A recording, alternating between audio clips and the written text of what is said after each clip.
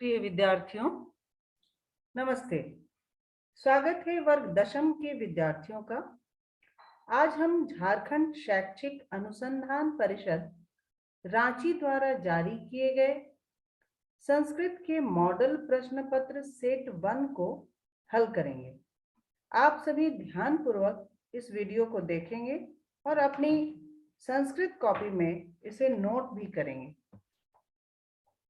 सभी प्रश्न वस्तुनिष्ठ होंगे और सभी के लिए एक एक अंक निर्धारित है। तो सबसे पहले इसमें खंड 1 है। तो खंड 1 में आप देखेंगे कि एक अपठित गद्यांश दिया गया है। तो अपठित गद्यांश को अच्छी तरह से पढ़ना है और उसके बाद नीचे दिए गए प्रश्नों के उत्तर देने हैं। देखिए निर्देश। अधोलिखितं गद्यांशं पठित्वा तद आधारितानां प्रश्नानां उत्तराणि विकल्पेभ्यः चित्वा लिखत। अर्थात नीचे लिखे गए गद्यांश को पढ़कर उस पर आधारित प्रश्नों के उत्तर विकल्पों में से चुनकर लिखें। मतलब हर प्रश्न के 4 विकल्प दिए रहेंगे, आप उससे उत्तर चुनेंगे।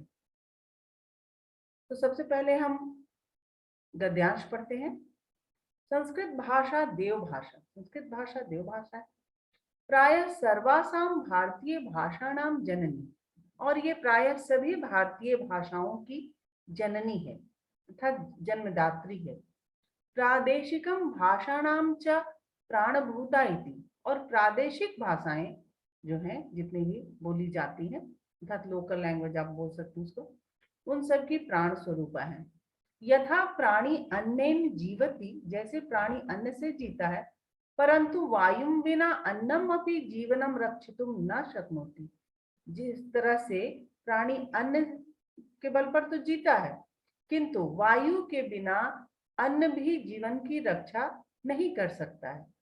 तथैव वैसे ही अस्मत् देशस्य कापि भाषा संस्कृत भाषा अवलंबम विना जीवितुम अक्षमिति। वैसे ही हमारे देश की कोई भी भाषा संस्कृत भाषा के सहारे के बिना जीवित रहने में अक्षम है। अर्थात सभी भाषाओं की जननी जब है जन्मदात्री, तो इसके बिना किसी भी भाषा का काम नहीं चलता है। निसंशयम् अस्यामेव अस्माकं धर्मः, अस्माकं इतिहासः, अस्माकं भूतं भविष्यं च सर्वं सुसन्निहितम् अस्ति। निस्संदेह क्या है कि इसी में हमारा धर्म है, इसी में हमारा इतिहास है, इसी में हमारा भूत भविष्य सब कुछ सन्निहित है। तो ये गद्यांश का अर्थ हुआ। अब इसके प्रश्नों को हम लोग देखते हैं। पहला प्रश्न है, संस्कृत भाषाया अपरम नाम किम अस्ति। संस्कृत भाषा का दूसरा नाम क्या है? तो यहाँ उत्तर आया है, यहाँ देव भाषा। यहाँ देखिए देव भाषा, तो उत्तर ग होगा। दूसरा प्रश्न है, संस्कृत भाषा कासाम प्राणभूता अस्ति। संस्कृत भाषा किसके प्राण स्वरूप है?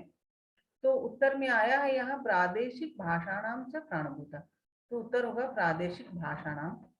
तो यहाँ पर क उत्तर हो जाएगा इसका, प्रादेशिक भाषाणाम। तीसरा प्रश्न देखिए, माता अस्य पदस्य कृते गद्यांशे किम पदम प्रयुक्तम। माता के लिए गद्यांश में कौन सा पद प्रयुक्त हुआ है? तो यहाँ आया है जननी। जननी, आप देखिए यहाँ जननी है, माता के लिए जननी शब्द आया है, तो उत्तर होगा घ जननी। चौथे प्रश्न में चले, रक्षितुम इति पदे कः प्रत्यय प्रयुक्त। रक्षितुम में कौन सा प्रत्यय लगा हुआ है? तो यहाँ तुम है, तो आप इससे पकड़ सकते हैं तुमुन, मतलब रक्षा करने के लिए। आगे देखिए प्रश्न 5 में, भूतम इति पदस्य विपरीतार्थं पदम गद्यांशात् चित्वा लिखत। भूतम का विपरीतार्थक पद क्या है? गद्यांश से चुनकर लिखो। तो भूत का विपरीतार्थक यहाँ आया है भविष्यम, तो उत्तर होगा ग। अब देखिए खंड ख आया है, इसे पठित अवबोधनम, अर्थात पुस्तक से, हमारे पाठ्य पुस्तक से कुछ प्रश्न है, आप उसमें देखिए। तो प्रश्न संख्या 6, किम कज्जल मलिनम धूमम मुंचती। काजल के समान गंदा काला धुआं कौन छोड़ता है? तो इसका उत्तर होगा शत शकट यानम, सैकड़ों गाड़ियां।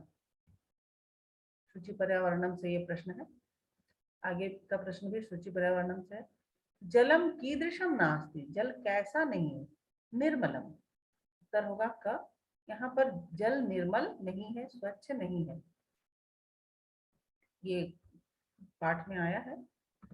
अति समीपम इति पदस्य विपर्य पदम किम, अति समीपम का उल्टा विलोम विपर्य क्या है? तो इसका उत्तर होगा घ, बहु दूरम। अति समीपम बहुत पास, बहु दूरम बहुत दूर।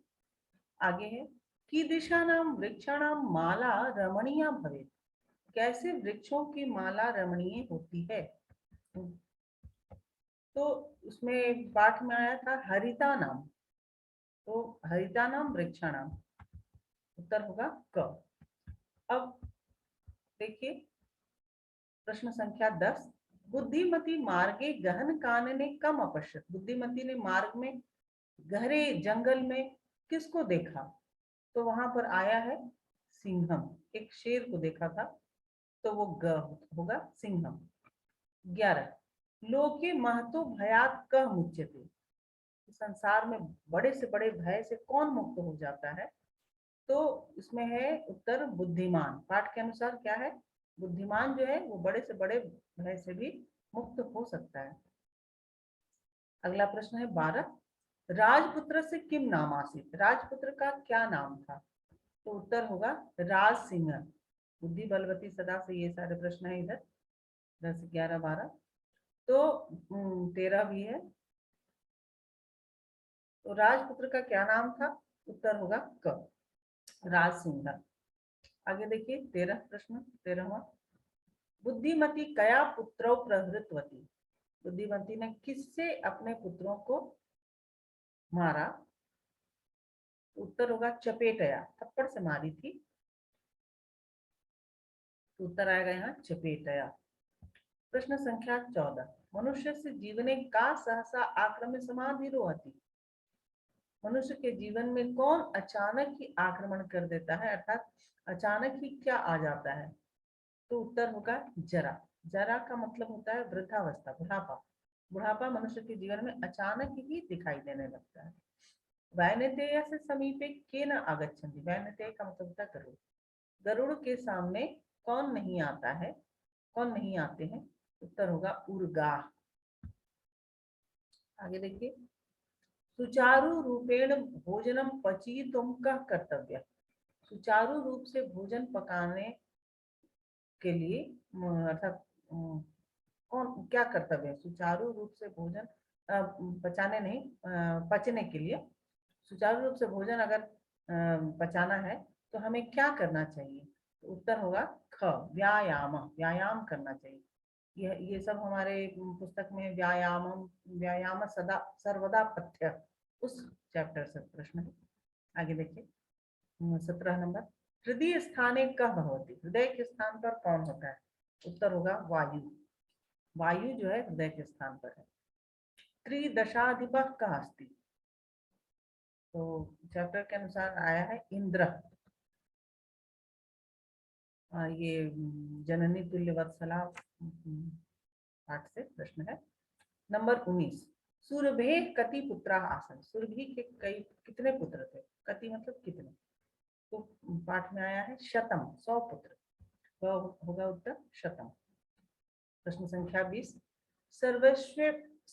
सर्वेश्व अपत्येषु जननी कीदृशी भवति, कैसी होती है जननी? सभी अपने बच्चों के बीच में जननी कैसी होती है?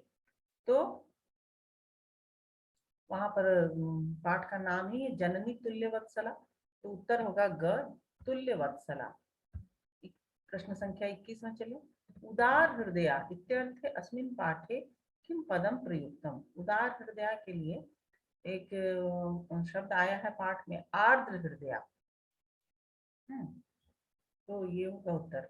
अब खंड ग, अनुप्रयुक्तम व्याकरणम, अब व्याकरण से प्रश्न है। देखिए, पवन शनै शनै चलती, पवन का संधि विच्छेद करना है, तो इसका उत्तर होगा पो जोड़ अन, ये अयादि संधि का उदाहरण है ग। 23 नंबर प्रश्न, हे प्रभु तस्मै सन्मतिम देहि, हे प्रभु उसे सन्मति दें, अच्छी बुद्धि दें।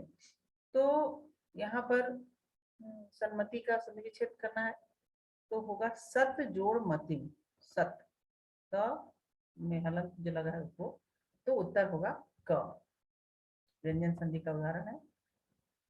अगला प्रश्न है 24, सर्वे जना जगत जोड़नाथम प्रणमंती, जगत जोड़नाथम जगन्नाथम होगा, जगन्नाथम, ये त का भी न हो जाता है, तो ये इसका उत्तर होगा घ, जगन्नाथम। अब आगे देखिए आप नंबर 25, देवर्षि नारद पूज्य अस्ति, देवर्षि का संधि विच्छेद करना है। देव जोड़ ऋषि, देव जोड़ ऋषि ग में है, तो ये गुण संधि का उदाहरण है, देव जोड़ ऋषि। वागीशा नित्यम विद्यालयम गच्छति, वागीशा वाक के ईश, मतलब वाणी के देवता, इसका मतलब होता है, यहाँ तो कोई नाम है, तो वागीशा का संधि विच्छेद हो जाएगा वाक जोड़ ईशा, तो उत्तर होगा क। अब देखिए समास करना है। अधोलिखित वाक्येषु रेखांकित पदानाम समासम विग्रहम व विकल्पेभ्यः चित्वा लिखत, नीचे लिखे वाक्यों में रेखांकित पदों के समास या विग्रह विकल्पों में से चुनकर लिखना है। 27 नंबर प्रश्न, तुम शक्ति अनतिक्रम्य एवं कार्यम कुरु, तुम शक्ति के अनुसार, शक्ति अनतिक्रम्य का होता है यथाशक्ति, ये ग उत्तर होगा, यथाशक्ति। 28, रामा मृग से पश्चात धावती, जहां भी पश्चात रहता है वहां अनु लगा देना चाहिए, तो अनुमृगम, ठीक है, राम मृग के पीछे दौड़ते हैं, तो यहाँ अनुमृगम, ख होगा उत्तर अनुमृगम। अब देखिए शक्र देवाधिपति अस्ति, शक्र इंद्र को कहते हैं देवाधिपति, अर्थात देवानाम अधिपति, इसका विग्रह होगा देवानाम अधिपति, ख, देवों के राजा देवराज इंद्र कहे जाते हैं। नंबर 30, माता पितरों प्रणम में कार्यारंभम कुरु, माता पिता को प्रणाम करके कार्य को आरंभ करो, तो इसका करना है हमें विग्रह, तो माता च पिता च, ग होगा, इसका उत्तर माता च पिता च। आगे देखिए 31 नंबर प्रश्न, पाणी च पादौ च एतेषां समाहार प्रक्षाल्य भोजनम करणीयम, मतलब पैर और हाथ धो करके भोजन करनी चाहिए, तो इसका उत्तर होगा पाणिपादम, क। अधोलिखितानां रेखांकित पदानां प्रकृति प्रत्यय संयोज्य विभज्य वा उचितम उत्तरम विकल्पेभ्यः चित्वा लिखत, नीचे लिखे गए रेखांकित पदों की प्रकृति प्रत्यय अर्थात प्रत्यय बताना है। तो 32 नंबर में देखिए, मोहना जलम पातुम इच्छति, पातुम, तो पा जोड़ तुमुन, उत्तर होगा घ, पा जोड़ तुमुन।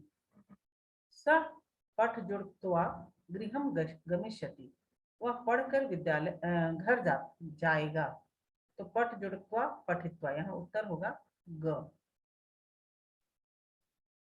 यहाँ देखना है, यहाँ पाठित्वा है, पाठित्वा है, सब इन सबको नहीं लिखना है, पठित्वा। 34 नंबर प्रश्न में देखिए, सीता पुस्तकानी आ जोड़ नी जोड़ ल्यप पढ़ती, सीता पुस्तक ला करके पढ़ती है, तो आनी ल्यप है, तो यहाँ आप जानते हैं ल और प का लोप हो जाता है, यह शेष रह जाता है, तो आनी, ये घ उत्तर होगा इसका, आनी। मार्गे 35 नंबर प्रश्न देखिए, मार्गे स फुत्कारम क्री जोड़ क्षत्रि एकम विषधरम सर्पम पश्यति, मार्ग में वह फुफकारते हुए एक विषधर को देखता है, तो क्री जोड़ क्षत्रि पूर्वंत तो होता है, ठीक है, लेकिन यहाँ एकम लगा है द्वितीय में, तो यहाँ भी द्वितीय में हमें लगाना होगा ख, कुर्वंतम। आगे देखिए, सेव जोड़ शानच जना स्वकर्तव्यम निर्वहंती, शिव जोड़ सानच, तो इसका उत्तर होगा, और जना है तो यहाँ बहुवचन में हमको लिखना पड़ेगा, तो सेवमाना न लिख करके, सेवमाना तो होता है सेव जोड़ सानच, लेकिन यहाँ हमें बहुवचन में लिखना होगा, तो सेव माना बहुवचन में, तो उत्तर होगा इसका। अब अगले प्रश्न की ओर चलें। नंबर 37। यहाँ अव्यय पद को चुन करके लिखना है। अहम डैश विद्यालयम गमिष्यामि। यहाँ आप देख रहे हैं कि भविष्यत काल है, इसलिए यह तो नहीं होगा, स्व होगा। स्व मतलब आने वाला कल, जो टुमारो बोलते हैं। मैं कल विद्यालय जाऊंगा, श्व। अहम श्व विद्यालयम गमिष्यामि। उत्तर होगा क का श्व। 38 नंबर प्रश्न में देखिए, डैश रविवार आसीत। आसीत अर्थात ये भूतकाल में है, तो भूतकाल में यहाँ हिया है। हिया मतलब बीता हुआ कल, यस्टरडे, कल रविवार था, तो हिया रविवार आसीत। 39 नंबर प्रश्न में देखिए, गृहात डैश माँ क्रीड। गृहात यहाँ पंचमी है, इसलिए उस तरह का ही ढूंढेंगे। तो यहाँ बही, बही के योग में पंचमी का प्रयोग होता है। गृहात बही माँ क्रीड, घर के बाहर मत खेलो। नंबर 40 अंतिम प्रश्न, वृद्ध पुरुष डैश चलती। वृद्ध व्यक्ति जो है, बूढ़ा व्यक्ति, वो कैसे चलता है? तेज चलेगा क्या? नहीं ना, तो शनै शनै। उत्तर होगा क, शनै शनै। इस तरह से 40 प्रश्नों के उत्तर आपको परीक्षा में देने होंगे। तो आप इसको ध्यान से देखेंगे और इस वीडियो को बार बार देखेंगे, 2-3 बार देखेंगे, सारा का सारा प्रश्न का उत्तर आपको समझ में आ जाएगा। इसको आप कॉपी में नोट भी करेंगे और इसको पढ़ेंगे। धन्यवाद।